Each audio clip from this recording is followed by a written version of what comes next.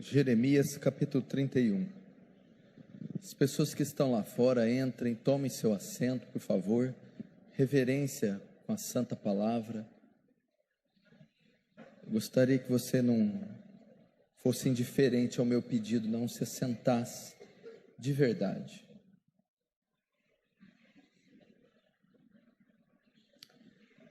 Presta atenção aqui no que eu vou falar. Presta atenção. Antes de fazer a leitura, pode se sentar. Eu vou...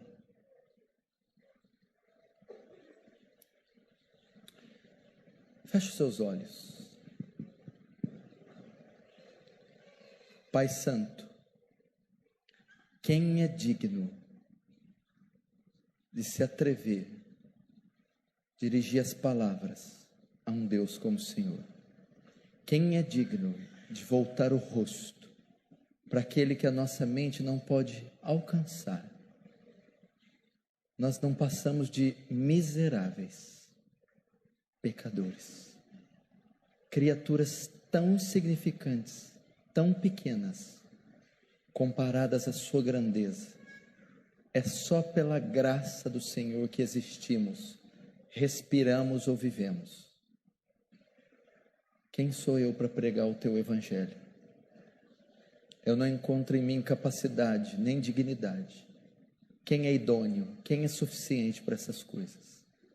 Contudo, se o Senhor quer receber glória, falando através de pedras ou de mulas, receba glória então. Toma esse auditório todo em graça, que haja reverência e temor diante do Senhor. Eu não tenho condição de falar com essas pessoas, nem de dar a elas entendimento. Isto é obra do teu Espírito. Eu espero que o libere a nós. Faz teu reino avançar, Senhor. Receba a glória para si e nos conforma à imagem do seu Filho. Amém. Queridos, presta atenção. As pessoas que puderem, tomem assento, por favor, para não perder a concentração. Eu vou precisar muito da sua atenção. Muito. Porque eu vou lidar com algo agora. Eu vou lidar com aquilo que você tem de mais valor.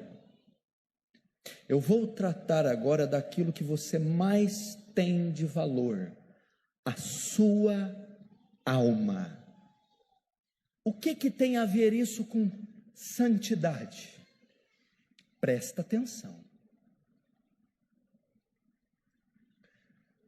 A doutrina que ensina a salvação chama soteriologia, do grego soteria. Soteria e logia, logos, palavra de salvação, ensino, estudo da salvação. Dentro da doutrina da soteriologia, há outra doutrina, justificação. É a única maneira de você entrar no céu. Justificação é um termo que Paulo usa, principalmente na carta aos Romanos. Justificados, pois, pela fé. O que quer dizer esse termo justificação? Presta atenção, é um termo forense, tirado do direito, tirado do direito, do curso, da matéria, direito. É como se os nossos pecados fossem, e eles são, como crimes. Eu vou colocar assim para você entender, crimes. Deus tem uma lei, a constituição dele. Vamos resumi-la nos 10 mandamentos.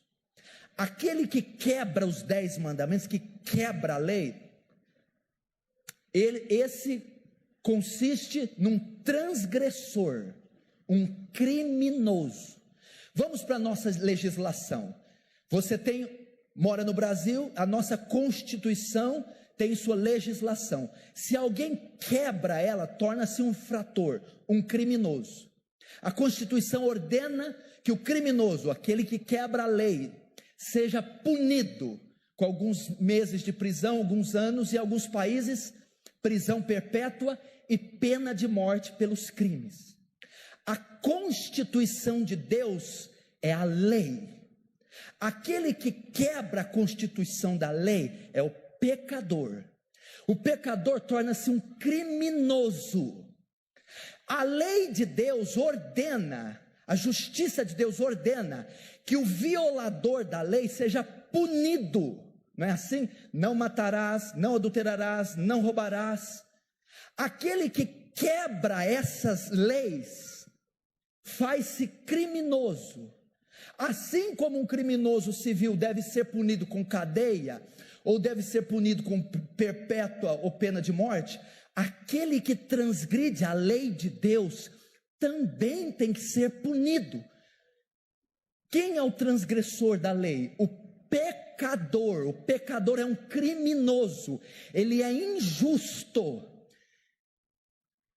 Deus tem um atributo que é um dos mais excelentes dele, chama a justiça de Deus. O que é a justiça? É a excelência moral de Deus. Deus não pode ser conivente com aquilo que é contrário à sua lei e à sua natureza. Então, a justiça de Deus, que é inerente a ele, ordena que ele puna todos aqueles que quebram a sua lei. Ele é como um juiz justo. A função do juiz é julgar segundo a lei. Quando ele olha para um pecador, o pecador quebrou todos os 10 mandamentos milhares de vezes. Qual é a função de um juiz justo? Condenar aquele pecador. A condenação vem em que forma?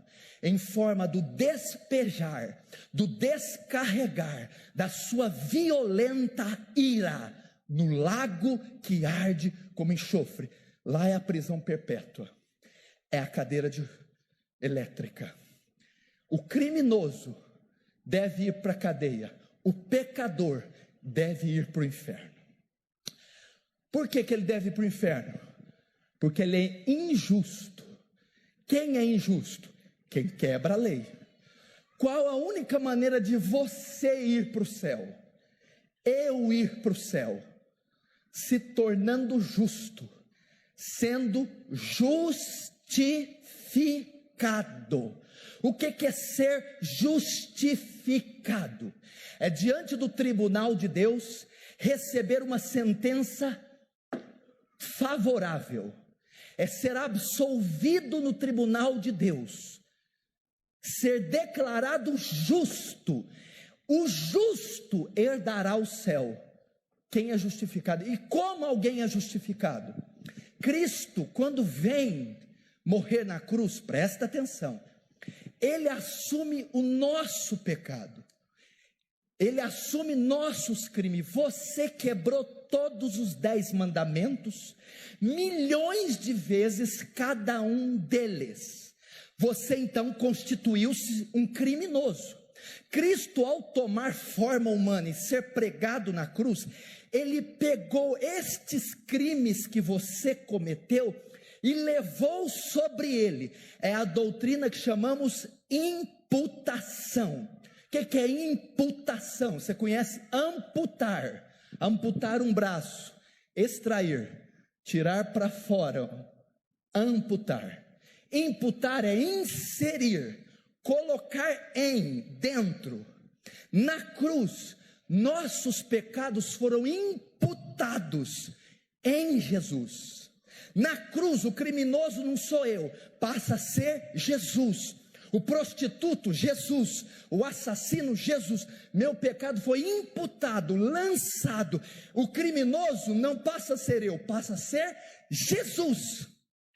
Mas existe outra doutrina, a doutrina da dupla imputação. Porque se só os meus pecados fossem imputados em Jesus, eu não poderia ser condenado mais, não poderia ir para o inferno. Porque quando o juiz olha para mim, meus pecados não estão em mim, se desviaram para Jesus. Mas não existe nenhum mérito para eu ir para o céu. Nenhum. Só pode ir para o céu quem? O justo. Só pode ir para o céu quem cumprir toda lei. Qual foi o único justo que pisou na terra? Quem foi o único que cumpriu toda a lei na terra? A dupla imputação acontece assim, de forma que uma vez que o meu pecado é imputado sobre Jesus, o mérito de Jesus ter cumprido toda a lei é imputado sobre mim. A justiça de Cristo, Ele cumpre a lei e Ele lança o mérito de ter cumprido ela na minha conta. O meu pecado é lançado nele, a justiça dele é lançada sobre mim, então eu me torno justo. Quando que isso ocorre? Justificados, pois, pela fé. O pecador, escuta, presta atenção, preciso do seu cérebro agora. Pecador, vil, desprezível, serial killer, serial sinner, pecador, assassino, mentiroso, ladrão, ganancioso, corrupto, soberbo, imoral, prostituta. Os bonzinhos também, que são bonzinhos, não bebe, não fuma, veste bem, paga a conta em dia, mas por dentro são soberbos, mesquinhos, avarentos, chatos. Quando ouvem o evangelho, quando ouvem a exposição do evangelho, não é ouvir o que está aí fora não, é ouvir o evangelho, eles creem. Quando eles creem, Romanos 5:1, justificados, pois, pela fé. Quando eles creem, o martelo do céu é batido, uma sentença favorável é dada ao pecador, e naquele momento ele é justificado, ele se torna legalmente justo dos seus pecados, ele pode dar a vida eterna. O que significa? Que os crimes dele foram pagos, quitados, lançados na conta de outro, a justiça do outro lançada na conta dele. Aonde ocorreu isso? Na cruz do Calvário. Isso é justificação, ok? Só assim, meu bem, você pode entrar no céu. É só dessa maneira, não tem conversa. Quando eu vou evangelizar, mormon, testemunho de Jeová, espírita, católico, quando eu vou evangelizar qualquer seita, Ellen White, não sei o que, e fala de mormon, e TSTJ, não, eu já vou na justificação pela fé. Primeiro que eles não conhecem esse termo, eu já vou lá. Um homem só pode ir para o céu se for justificado pela fé, meu filho. É só assim. Você só vai entrar no céu se um martelo for batido e o justo juiz der uma sentença favorável a você e imputar seus pecados, lançar em Cristo na cruz e a justiça dele sobre você. Isso acontece quando você ouve o evangelho e naquele momento crê, se arrepende dos pecados. Naquela hora o martelo é batido. Então se cumpre aquele versículo em você. Agora, que hora? Agora, depois que você creu, nenhuma condenação há mais para os que estão em Cristo Jesus. Não tem mais jeito de condenar. Tetelestai, está consumado, quitado. Você creu? Nenhuma condenação há para você mais. Romanos 8 ainda diz: e agora? Que diremos, pois, à vista dessas coisas? Se Deus é por nós, quem será contra nós? Aquele que nem mesmo o seu próprio filho poupou, antes entregou por nós, como não nos dará juntamente com ele todas as coisas? Quem intentará acusação contra os escolhidos? É Deus quem os justifica. Ninguém pode acusá-los mais. E quem os condenará? Pois foi Cristo quem morreu, ou antes ressuscitou, está à destra do Pai e intercede por nós. Está quitado, não tem mais jeito. Agora vamos lá. Agora é que entra. Você, como é que você sabe que você foi justificado? Você. Só o justificado entra no céu.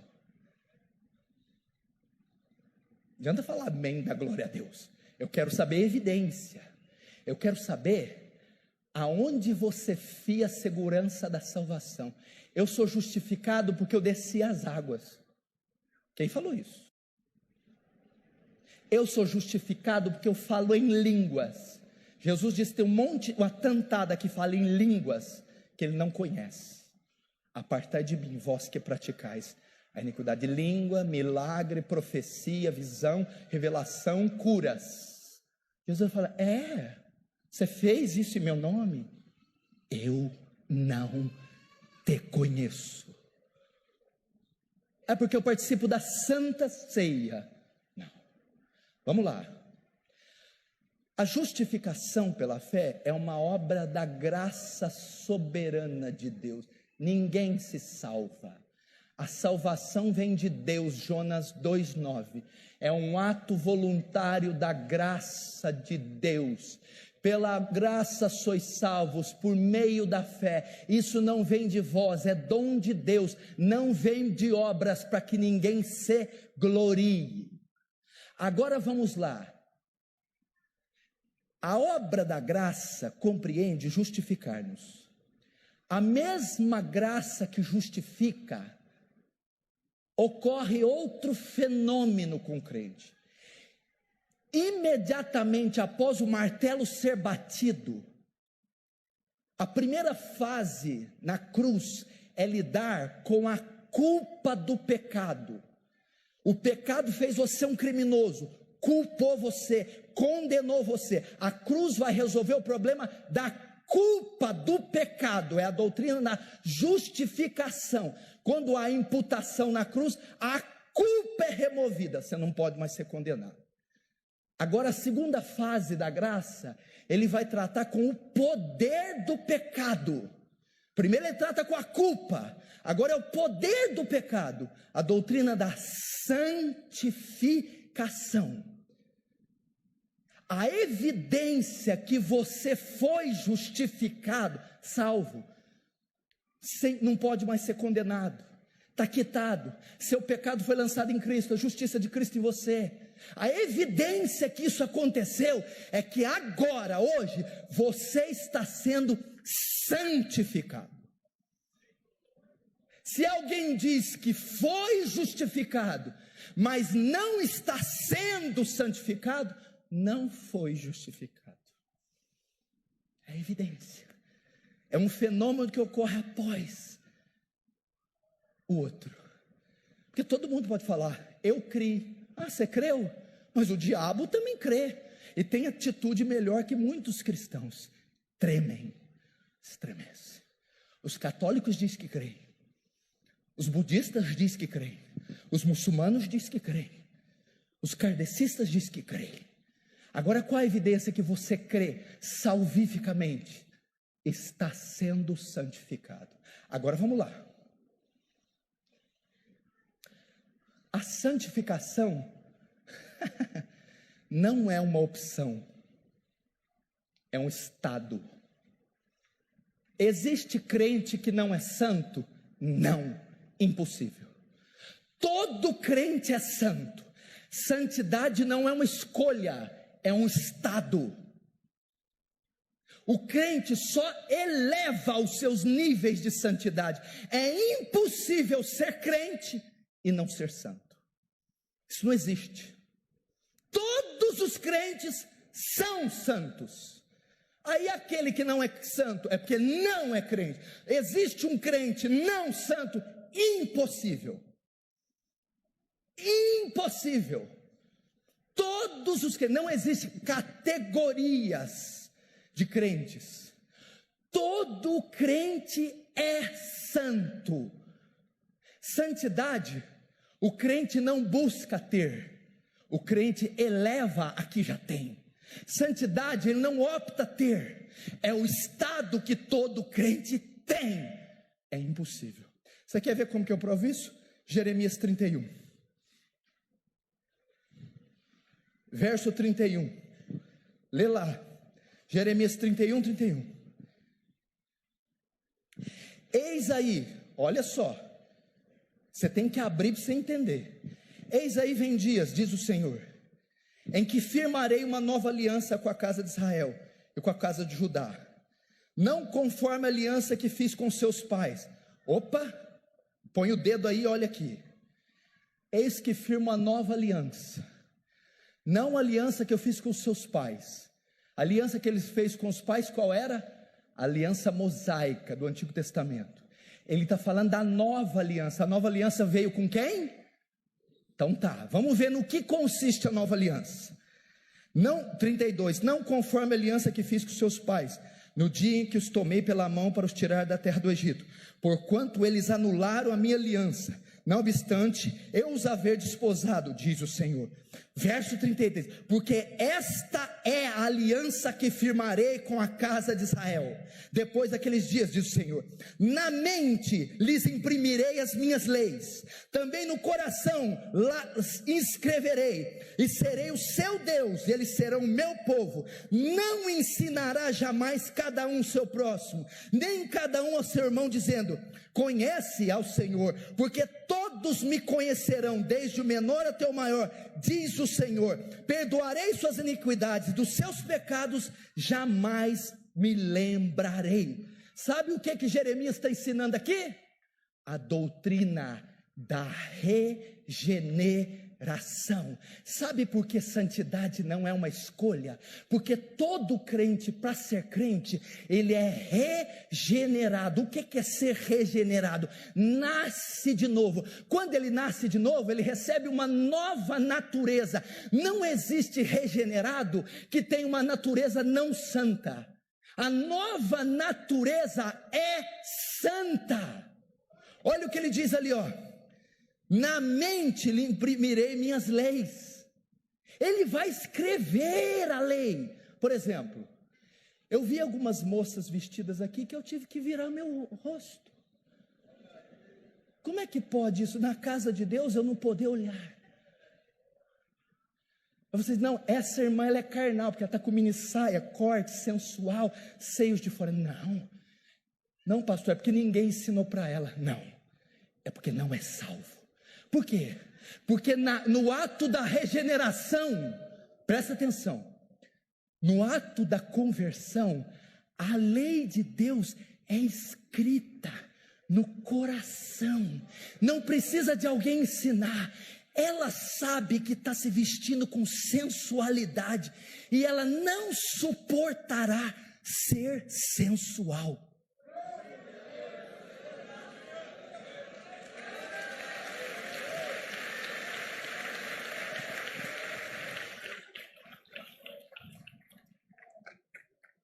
Olha o 34, não ensinará jamais cada um seu próximo, nem cada um seu irmão, dizendo, conhece o Senhor, porque todos me conhecerão. Sabe o que é isso? Todos.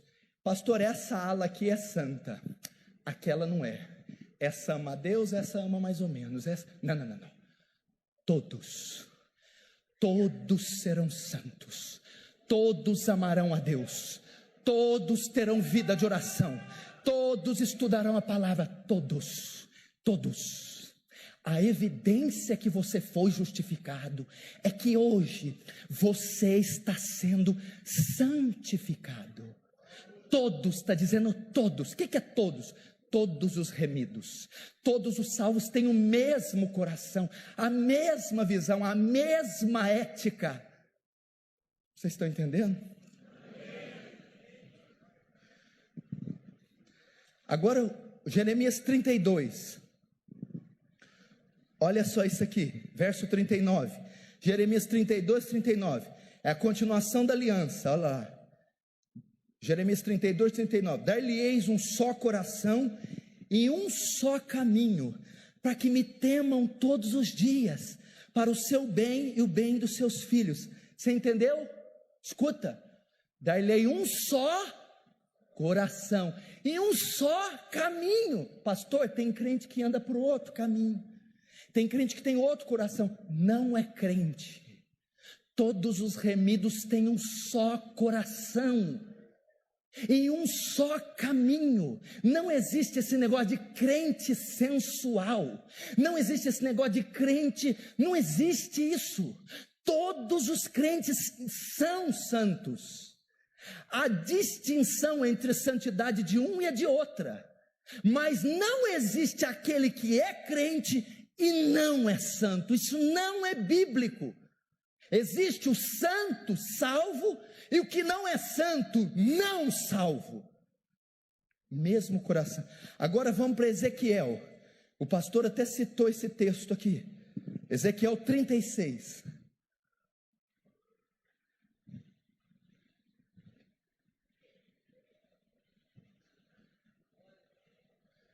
Ezequiel 36. Verso 24. Olha o que diz. 24. Tomar-vos-ei de dentre as nações e vos congregarei de todos os países. Está falando da nova aliança aqui, para a igreja, para o crente, para mim e você. E vos congregarei de todos os países e vos trarei para a vossa terra. Olha só. Então aspergirei água pura sobre vós, e ficarei purificados de todas as vossas imundícias, e de todos os vossos ídolos vos purificarei. Você viu como que está aqui? Está no imperativo.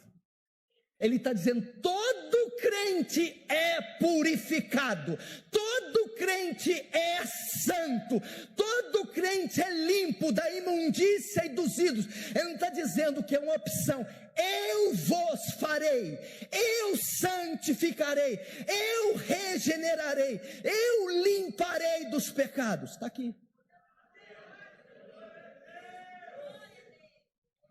Entendeu ou não? Todo aquele, presta atenção, a salvação é assim, ó.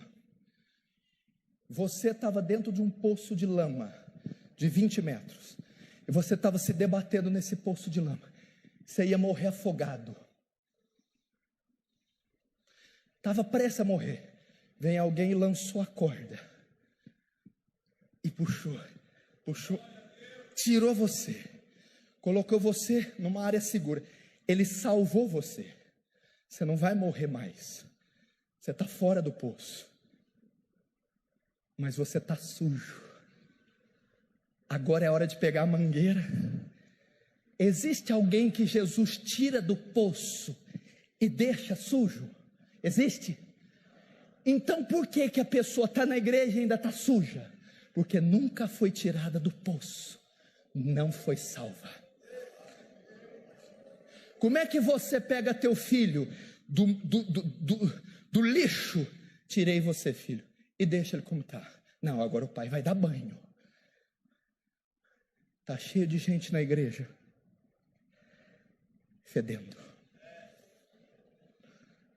Sabe por que está fedendo? Porque não saiu do lixo ainda. Vamos continuar. Olha o que o texto diz, 26. Dar-vos-ei um novo coração, e porei dentro de vós o meu espírito. Que conversa é essa de crente que não tem o Espírito? Todo crente tem o Espírito Santo. Paulo diz, se o tal não tem o Espírito de Deus, o tal não é de Deus.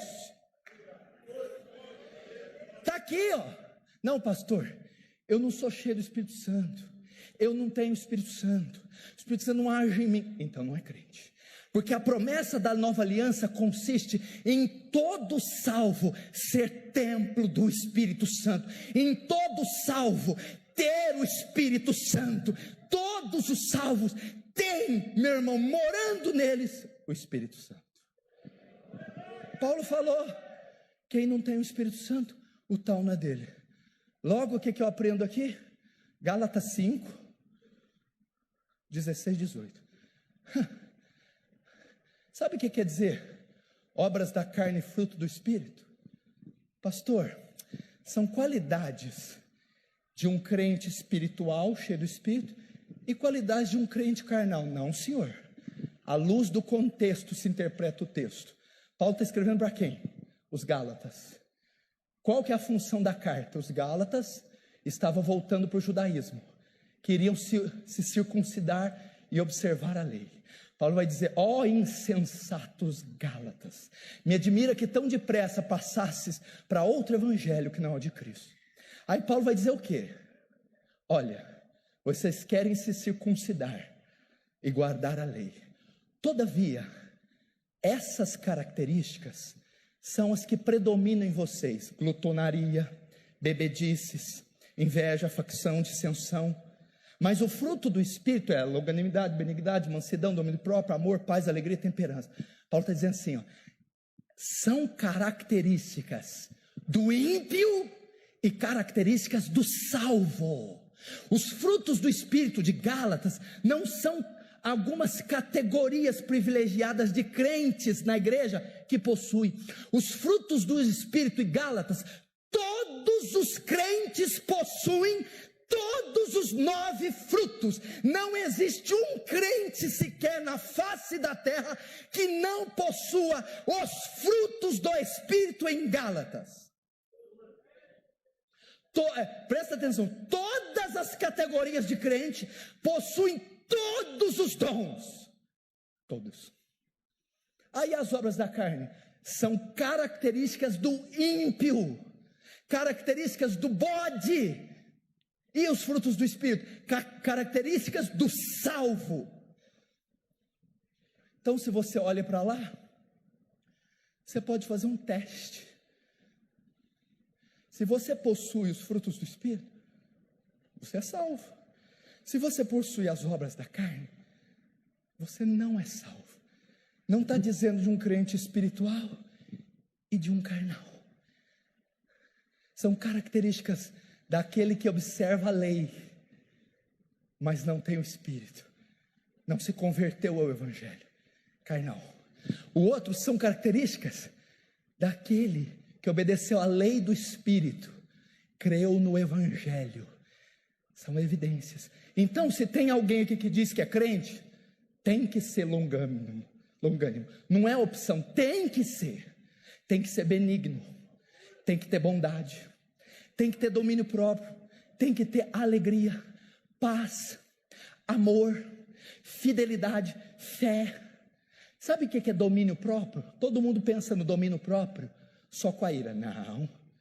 Todo crente, o domínio próprio está ligadíssimo com essa palavra aqui, ó, santidade.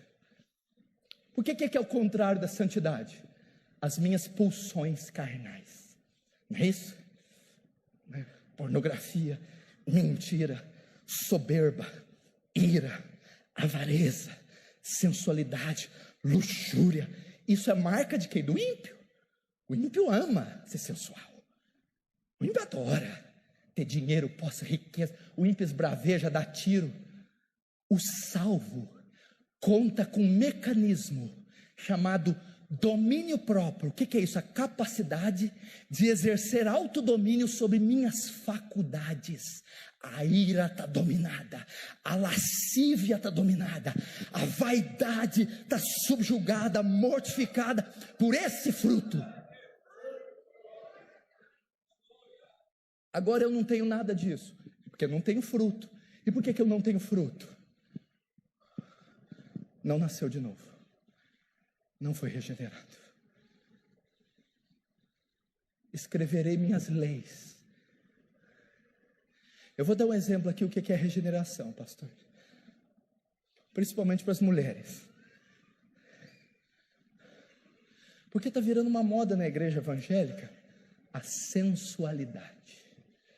Sensualidade. É assim, ó. Olha o que é regeneração. A mulher carnal está com saltão, pernas de fora, seios de fora, batom vermelho, maquiagem toda jezabelizada. E para ela isso é normal, porque ela não tem nada para oferecer, ela só tem o corpo, ela não tem inteligência, ela não tem sabedoria, ela não tem caráter, ela só tem o corpo. Por isso que ela mostra seio, perna, ela não tem outra coisa para oferecer para a sociedade, para o reino, é só o corpo. Felizmente é isso. A nação brasileira é conhecida pela sensualidade.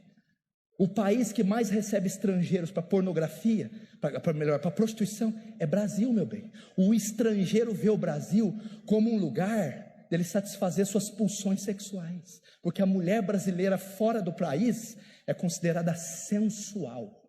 Então ela só tem isso para oferecer. E é engraçado que tem pessoas que se dizem crente dentro da igreja e também só tem isso para oferecer. É assim, ó, a sensual. Ela está com seios, coisa toda sensual, salto, mini saia, peitos de fora. Olha no espelho, se arruma, põe a bolsinha chique e sai. Outro dia ela vem, sai. Um dia antes dela sair, ela ouve o evangelho da graça e da glória.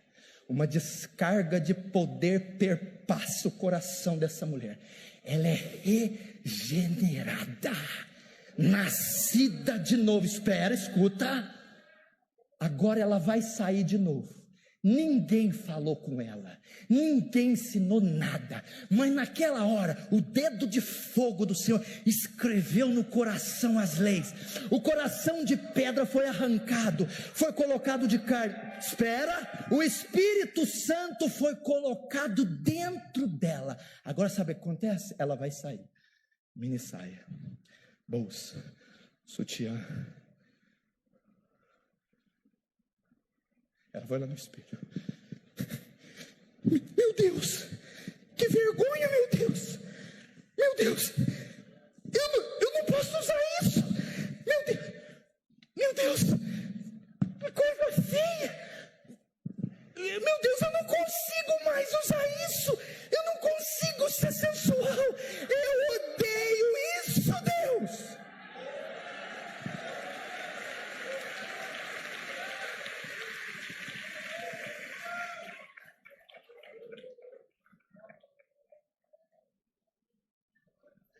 Agora, se você olha no espelho, antes de vir para um culto, e diz assim, está muito comprida ainda. Eu estou para dizer que é outro espírito que habita. Não, isso não é coisa de rir, não. Por favor. É coisa de chorar. Ter misericórdia dessa pessoa. E eu não estou dizendo só de sensualidade e saia, não. Eu estou dizendo que aquele fraudulento safado que rouba na empresa não vai conseguir fazer isso mais. Que aquele que clica todo dia no mouse antes de dormir vai clicar, abre a pasta sexy e ele vai não, eu não posso mais. Aquele que o patrão sai, você cuida dele e fecha tudo, ele vai fazer a transferência, mais uma porcentagem para minha conta, tique. Oh Deus, tem misericórdia, deleta isso aqui, eu não posso fazer isso mais.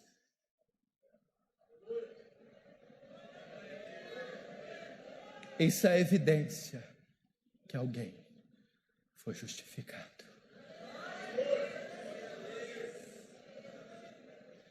Vou ver quantos minutos eu já gastei. Agora abre comigo na primeira carta de João. Pega Apocalipse e volta que é mais fácil.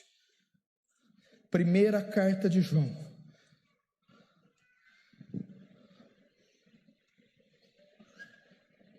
Capítulo 5. Pega Apocalipse e volta. Judas, 3 João, 2 João, 1 João 5. Estou terminando, 10 minutos eu termino, não fique nervoso. 1 João 5, verso 13, olha que declaração.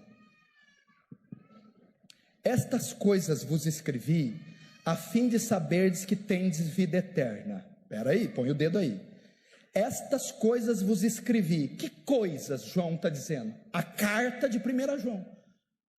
Estas coisas vos escrevi. Que coisa? A carta. Para quê? Qual foi a finalidade da carta? A fim de saberdes que tens vida eterna. Você quer saber se você é salvo ou não? 1 João inteira. 1 João é o teste da salvação. 1 João está contida as características de um salvo. Ele escreveu, ó, estas coisas eu escrevi para saber se tendes vida eterna. Vamos ver um teste só que o tempo não me permite. Capítulo 3. Para mostrar se você é salvo ou não. Capítulo 3, verso 7. Filhinhos, olha só, não vos deixe enganar por ninguém.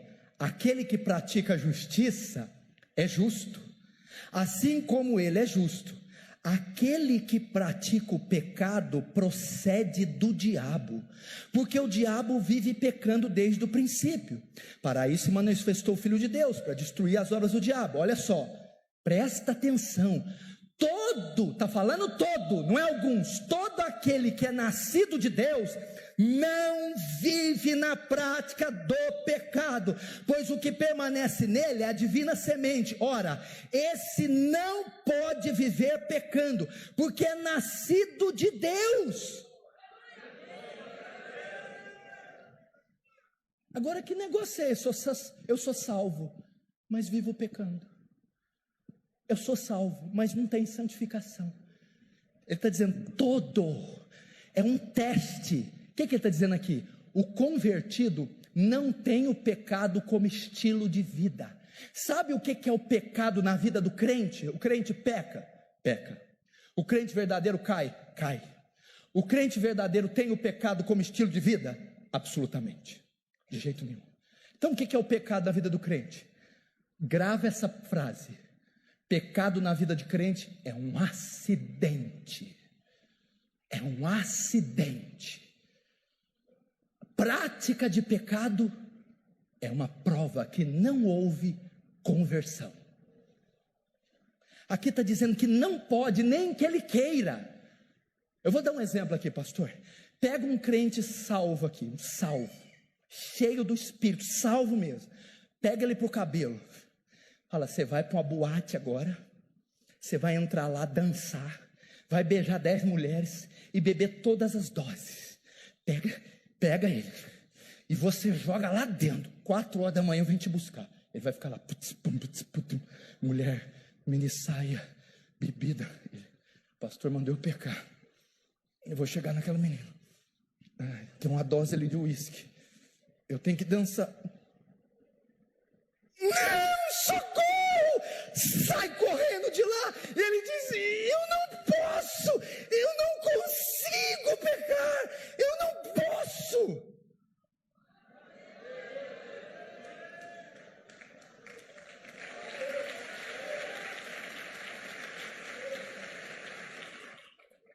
Agora o que você me diz do crente que vai lá todo dia,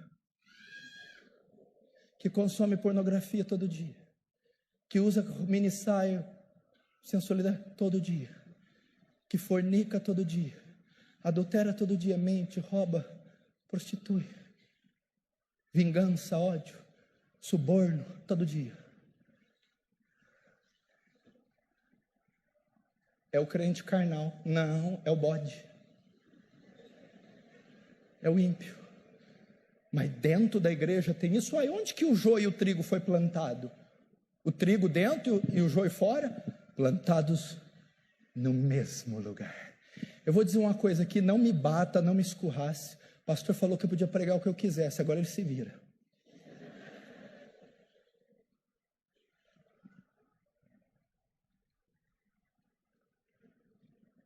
É triste o que eu vou falar. Significa que sentados aqui, gente que está me ouvindo aqui, alguns vão para o inferno. Não adianta chiar.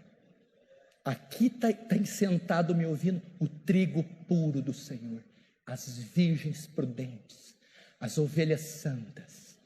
Mas aqui também está sentado o joio, está sentado aqui o bode. Pastor, mas não pode ser 100% salvo. Não existiu uma igreja na história cujos membros foram 100% salvos. Você quer ver a melhor igreja do universo, com o melhor pastor? A melhor igreja do mundo, 12. O maior pastor, Jesus, e os 12 não foi salvo. Teve um que foi para o inferno. Eu acho bom você se preocupar com isso. Agora eu vou terminar com isso.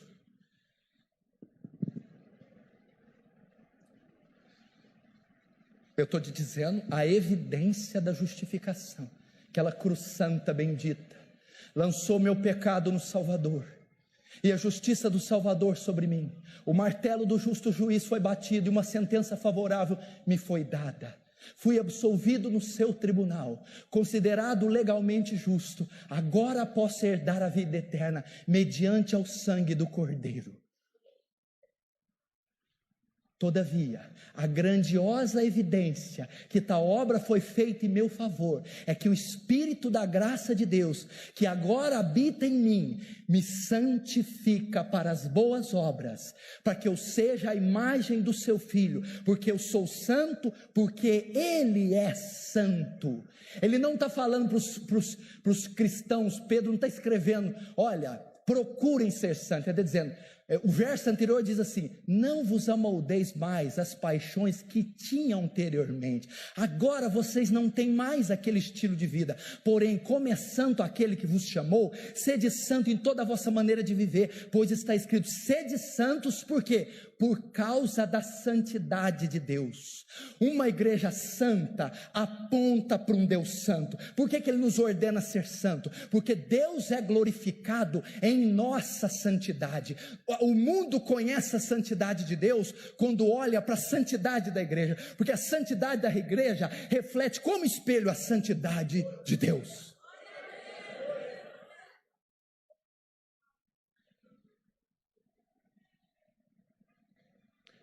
O que Pedro está dizendo, agora vocês são santos.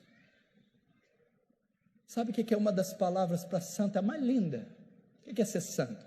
Tem separado, tem puro e tal, mas a que mais descreve o cristão, guarda aí, ser santo é ser distinto, invulgar. O que é distinto?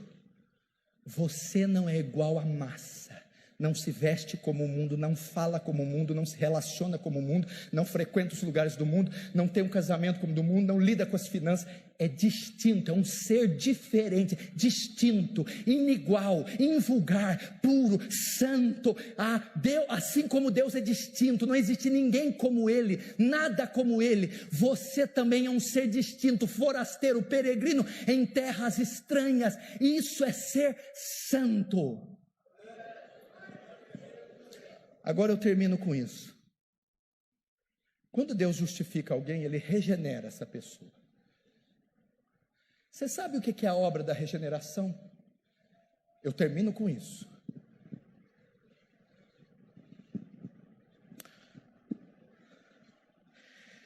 Você já viu Gênesis capítulo 1, verso 1? Não vai embora. Gênesis 1, 1. No princípio criou Deus os céus e a terra. A terra era sem forma e vazia, o Espírito de Deus pairava sobre as águas e disse Deus, haja luz. 6 dias, Deus cria o cosmos, o universo. Ele cria bilhões de galáxias, e cada galáxia tem bilhões de estrelas. O sistema solar, Ele cria os oceanos. É tanta glória, eu vou te dar uma ideia. Imagina quanto poder Deus não usou para criar o universo do nada. Tem uma palavra latina que chama ex nihilo. Deus do ex nihilo cria o cosmos. O que é ex nihilo? Do nada. Deus do nada, sem ter nada. Ele cria todo o cosmos, todo o universo do ex nihilo. Quanto poder Deus não empregou para criar do nada o universo? Só o céu. Sabe quanto tem de diâmetro o universo? Nós sabemos que ele não é infinito, infinitude é um atributo que só Deus tem. Os astrônomos calculam que o universo tem 90 bilhões de anos-luz de diâmetro. O que significa? Se você pegar uma nave espacial, a velocidade da luz, a nave corre a velocidade da luz, 460 mil quilômetros por segundo. Se uma nave nessa velocidade, para ela ir de uma ponta na outra do universo, ela vai levar 90 bilhões de anos viajando a 460 mil quilômetros por segundo. Você tem uma ideia do tamanho do universo. O mar, as águas, Oceano Atlântico, Pacífico e Índico. Sabe quantos litros de água existe na Terra? Você tem ideia de milhão. 1 milhão, 1 bilhão, 1 trilhão, 1 quatrilhão, 1 quitilhão, 1 sextilhão, 1 septilhão, 1 octilhão de litros de água. Sabe, você, só você, um ser humano, você possui 60 trilhões de células no seu corpo. Cada célula das 60 trilhões tem uma fita DNA de 1,72 m de comprimento. Se você amarrar uma fita DNA na outra, você tem 102 bilhões de quilômetros de fita DNA só em você. Imagina quanto poder Deus não usou para criar isso tudo do nada. Tenta você aí, sem nada na mão, criar essa toalha, sem nada. A regeneração, o novo nascimento, o renascimento, o poder que Deus emprega para salvar um homem é maior do que o poder que Ele empregou para criar o universo. Por isso que piscina de batismo não salva ceia, dom de língua, isso não salva ministério. Não existe poder nessa esfera terrena que pode recuperar um pecador em Adão, porque o poder que ele usa para salvar um pecador é maior que o poder que ele usou para criar o universo. Por quê? Porque o universo ele cria a partir do nada, do ex nihilo. Para salvar um pecador não é a partir do nada, é a partir de uma massa caída, corrupta, execrável em Adão. Então ele vai e refaz e recria a partir do corrupto um novo homem à imagem de Cristo.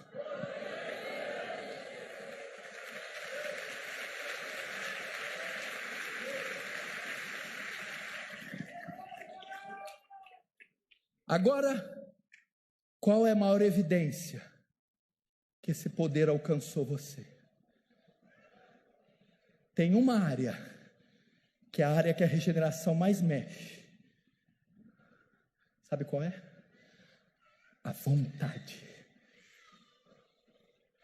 Pastor, eu bebia, parei de beber, sou salvo?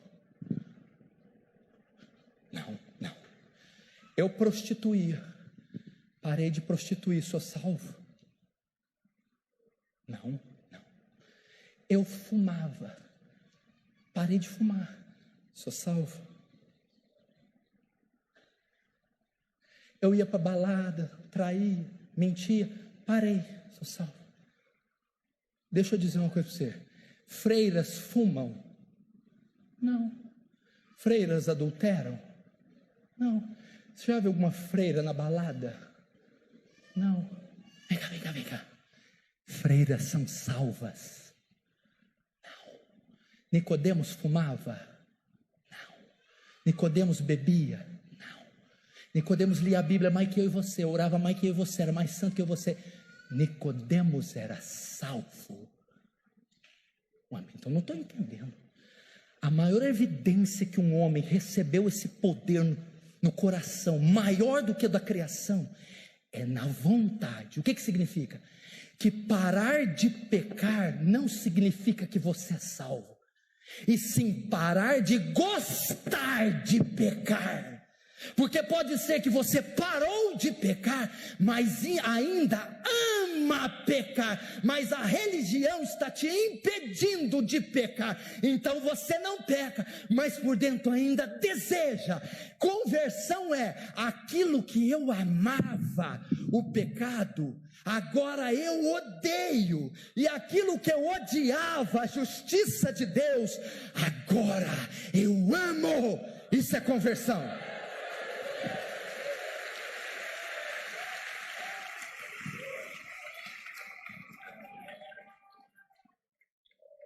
Agora sabe o que está acontecendo hoje? Os crentes estão parando de fazer o que amam e estão fazendo o que odeiam. Tem que pôr roupa comprida, tem que ler Bíblia, tem que ir no culto, não pode fazer sexo antes do casamento, não pode mentir. O quê? Não, eu odeio a mentira, eu odeio a lascívia. E quando eu caio, que às vezes acontece, eu fico numa profunda tristeza. Charles Haddon Spurgeon disse: o pecado que era nossa alegria, agora é nossa tristeza. Eu gritei com a minha mãe, mas eu perdi o sono de dor. Eu falhei na empresa, mas meu coração sangrou. Ah, mas quando tem o santo culto, a santa vigília, o santo jejum, obedecer aquilo que o pastor prega, que coisa maravilhosa, gloriosa, isso é o salvo. Meu irmão, eu vou terminar. Só um pouquinho mais baixinho, irmão. Irmão, você não vai sair daqui sem resolver isso. Meu Deus do céu, eu estou falando. Irmão, da próxima vez eu vou vir aqui pregar 2 mensagens sobre a doutrina do inferno. Tem 4 palavras para o inferno: Hades, Sheol, Guiena e Tártaros. Você não tem ideia o que é o inferno. O rico, quando foi para lá, ele estribuchou, ele implorou para Lázaro colocar uma gota de água no dedo e pôr na ponta da língua. Lugar de densas trevas, lugar do despejar completo da violenta ira de Deus. Não brinque com tua alma. Lá não vai ter mais a mãe, nem o pai. Você não vai ver uma folha verde, um beija-flor, uma gota d'água, uma estrela, dor, tormento eternos.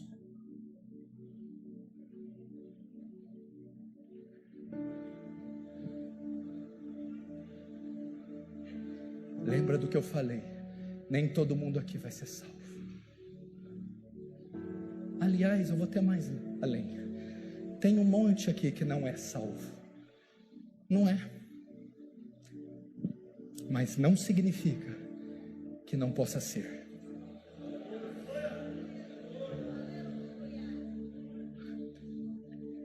Apocalipse 20 fala de um trono de julgamento, não fala?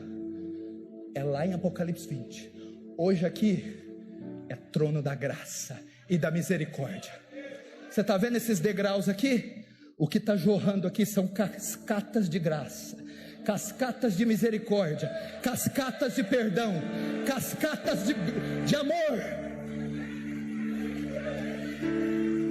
Jesus disse: aquele que vier a mim, de maneira nenhuma eu lançarei fora. Vem como está, diz ele. Mas como que eu sou justificado e tenho esse poder me transformando maior que o poder do universo? É depois do sermão você responder a mensagem com arrependimento e fé. Jesus disse: o tempo é chegado, o tempo está cumprido, o reino de Deus é chegado. Arrependei-vos e credes no evangelho. É você dizer: eu me arrependo. Mas não é um arrependimento assim, ó, se eu soubesse que fazer aquilo ontem, eu tinha me arrependido. Não é um sentimento, é arrepender de um estado de existência. Eu me arrependo de ser o homem que eu fui, me arrependo de ser o pai que eu fui, o ministro que eu fui, a mulher que eu sou. Me arrependo do meu estilo de vida. Depois fé. O que é fé? Ah, pastor, tudo que eu mereço é o inferno. Não tem obra nenhuma em mim para ir para o céu, mas eu lanço toda a minha confiança naquele madeiro. Eu lanço toda a minha esperança na cruz de Cristo. Eu lanço fé na morte e ressurreição. Na cruz ele fez o que eu não podia fazer, pagou meus pecados. Quando você se arrepende e crê, pá, na hora o martelo é batido, você é justificado. Feche os olhos, curva a sua cabeça. Você está ouvindo Web Rádio Servindo com Amor. 24 horas com você.